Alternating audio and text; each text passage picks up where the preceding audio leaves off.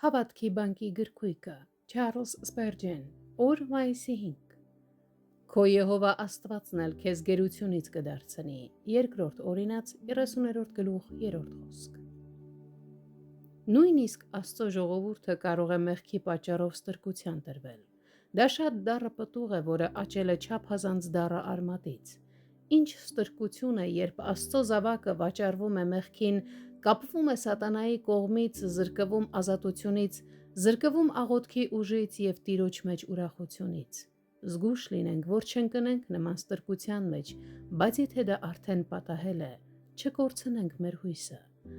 Մի հուսահատվեք, մենք հավերժ չենք մնա գերության մեջ։ Տեր Հիսուսը չափազանց բարձր գին վճարեց մեր փրկագնման համար, ուստի նա մեզ չի թողնի թշնամու ձեռքում։ Ազատության ճանապարհը հետևյալն է.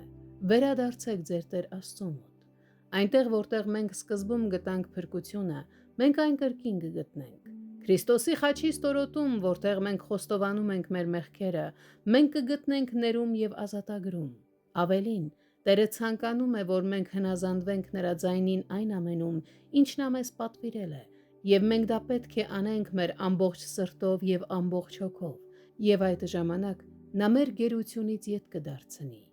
Հաճախ է պատահում, որ հոգու հուսահատությունն ու հոգու խորը տառապանքը անցնում են, հենց որ մենք հրաժարվում ենք մեր կուռքերից և հնազանդորեն խոնարհվում կենդանի Աստծո առաջ։ Մենք պարտավոր չենք գերի լինել։ Մենք կարող ենք վերադառնալ Սիոնի քաղաքացիությանը, և դա շատ արագ։ Տեր, ազատիր մեզ գերությունից։